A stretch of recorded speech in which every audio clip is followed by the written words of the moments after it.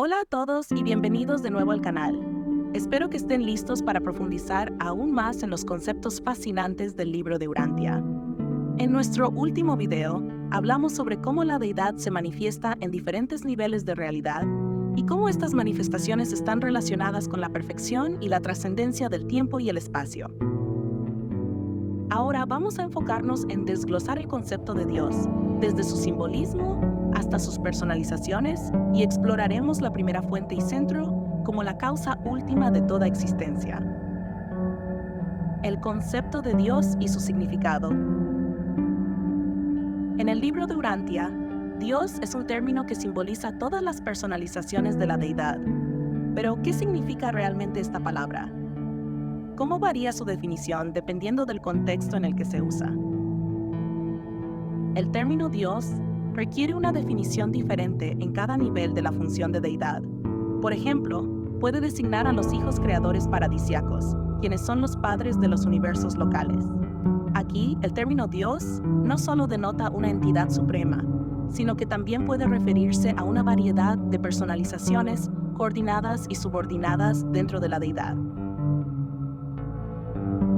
Según el libro de Urantia, el término Dios puede entenderse de varias maneras. 1. Por designación. Se refiere específicamente a Dios el Padre. 2. Por su contexto.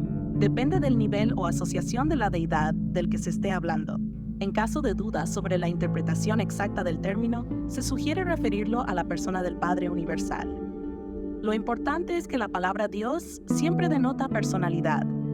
Es un término que en su esencia implica una relación personal y consciente con la divinidad, mientras que la deidad, como concepto, puede referirse o no a personalidades divinas. Dios siempre lo hace.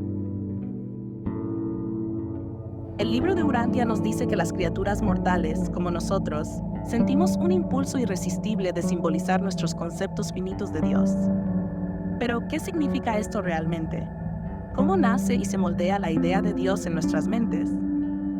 Desde una perspectiva científica, este impulso puede interpretarse como un resultado de nuestra necesidad cognitiva de comprender lo que está más allá de nuestro alcance, de darle forma a lo inexplicable. La neurociencia moderna sugiere que nuestro cerebro está programado para buscar patrones y dar significado a las experiencias, lo que podría explicar por qué todas las culturas han desarrollado algún tipo de concepto de Dios. Filosóficamente, el diseño conceptual de la palabra Dios refleja nuestras aspiraciones más profundas y nuestra necesidad de conectarnos con algo superior. A través de la historia, este concepto ha evolucionado adaptándose a los contextos culturales y a los avances en el pensamiento humano. Este extracto del libro de Urantia introduce la idea de la realidad infinita, estructurada en 7 fases existenciales, cada una representada por un absoluto coordinado. Estas 7 fases no solo describen la complejidad de la realidad divina, sino que también establecen un marco ontológico en el cual todo lo existente se organiza y se comprende. La primera fuente y centro, que es considerada la realidad suprema y la causa última de todo lo que existe. Este concepto está profundamente entrelazado con la idea de Dios como la primera causa o la única realidad no causada. Desde el punto de vista científico, la primera fuente y centro podría compararse con la noción del Big Bang como el origen del universo. Sin embargo, mientras que la ciencia busca las causas inmediatas del universo, la primera fuente y centro en el libro de Urantia va más allá, abarcando tanto el origen físico como el propósito trascendental de la existencia. Filosóficamente, este concepto desafía nuestras ideas tradicionales sobre causalidad y existencia, invitándonos a considerar una fuente de realidad que es al mismo tiempo el principio y el fin de todo. La primera fuente y centro es el punto de origen y la base fundamental de toda la realidad. En su esencia, Dios, en esta función, es la causa primaria y absoluta de todo lo que existe, tanto en el dominio deificado como en el no deificado. Esta idea subraya que no hay nada, ninguna entidad o fenómeno, que no esté relacionado directa o indirectamente con la primera fuente y centro. Esta fuente es infinita y eterna, limitada únicamente por la volición divina.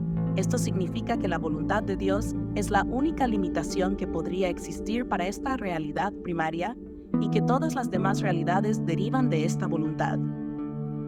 Es una relación de control absoluto y personal sobre todas las demás fuentes y centros, lo que asegura que, aunque Dios posee un poder infinito, puede elegir no ejercerlo activamente debido a la perfección de las funciones de estas entidades subordinadas y coordinadas.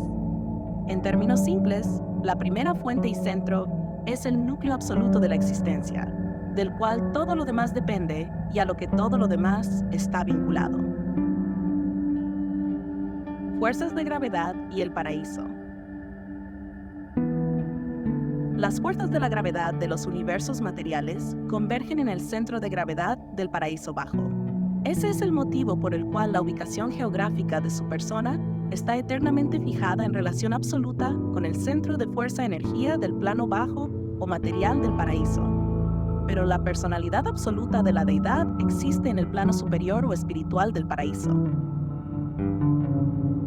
Imagina que el universo es como un gran imán que atrae todo hacia un centro, y ese centro es lo que llaman el paraíso bajo. Es el lugar donde todas las fuerzas físicas, como la gravedad, se encuentran. Pero, además de este centro físico, también existe un centro espiritual más elevado, donde está la esencia o personalidad de Dios. Es como si el universo tuviera un corazón físico y un corazón espiritual, y ambos son fundamentales, pero en diferentes niveles. Fuerzas de la mente y el espíritu infinito. Las fuerzas de la mente convergen en el espíritu infinito, la mente cósmica diferencial y divergente, en los 7 espíritus rectores. Piensa en la mente como una gran red de conexiones. Todas estas conexiones mentales del universo terminan encontrándose en lo que llaman el espíritu infinito, algo así como la mente más poderosa y universal que existe. Luego, estas conexiones se dividen y organizan en diferentes niveles, dirigidas por 7 supervisores o fuerzas. Finalmente, algunas de estas ideas o pensamientos se concretan en la realidad, como si pasaran de ser simples ideas a convertirse en hechos palpables, lo cual se da en lo que llaman Magestón. Fuerzas de espíritu y el Hijo Eterno. Las fuerzas de espíritu del universo convergen en el Hijo Eterno. Así como la mente tiene un centro, el espíritu del universo también converge en un ser conocido como el Hijo Eterno. Es como si todas las energías espirituales del universo fluyeran hacia y desde esta entidad, que representa la fuente de todo lo espiritual.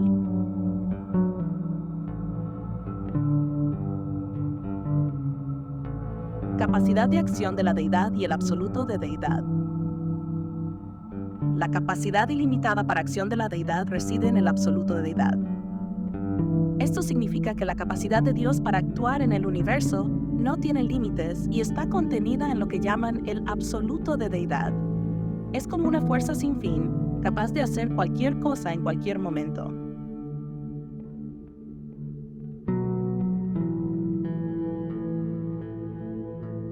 Respuesta infinita y el absoluto no cualificado. La capacidad ilimitada para respuesta de infinidad existe en el absoluto no cualificado. Así como hay una capacidad infinita de acción, también existe una capacidad infinita de respuesta en el universo. Esta respuesta está ligada al absoluto no cualificado, que es como una fuerza pura y sin forma que puede adaptarse y responder a cualquier cosa que ocurra en el universo.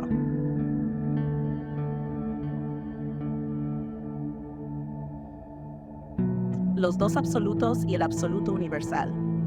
Los dos absolutos, cualificado y no cualificado, son coordinados y unificados en y por el absoluto universal. Existen dos tipos de fuerzas absolutas, una que es definida y otra que no lo es. Estas dos fuerzas trabajan juntas y se unifican en algo mayor, llamado absoluto universal. Es como tener dos piezas de un rompecabezas que encajan perfectamente para formar una imagen completa. Personalidad potencial y el Padre universal. La personalidad potencial de un ser moral evolucionario o de cualquier otro ser moral está centrada en la personalidad del Padre universal. Finalmente, cualquier ser capaz de tomar decisiones morales como los humanos tiene su potencial de personalidad conectado al Padre universal. Es como si nuestra capacidad de ser quienes somos estuviera vinculada a la personalidad de Dios, quien nos da el potencial para desarrollarnos y evolucionar como seres morales. En resumen, estos puntos describen cómo diferentes fuerzas y energías del universo se conectan y convergen en centros específicos, como la mente, el espíritu y la deidad. Estas fuerzas son vistas como partes esenciales de una realidad más grande y compleja que está dirigida y unificada por Dios, la primera fuente y centro. Estos conceptos de Dios y la primera fuente y centro en el libro de Urantia nos invitan a reflexionar sobre la naturaleza misma de la divinidad y el origen de todo lo que conocemos. La exploración de estos temas no solo nos permite profundizar en nuestra comprensión de lo divino, sino también en nuestra propia naturaleza y propósito en el universo. Si te ha gustado este video, no olvides darle like, suscribirte y activar la campanita para no perderte los próximos análisis. Déjame tus comentarios abajo. ¿Qué opinas sobre estos conceptos de Dios y la primera fuente? ¿Cómo los interpretas en tu vida? Recuerda que estos conceptos pueden ser complejos, pero juntos podemos desentrañarlos. Hasta la próxima.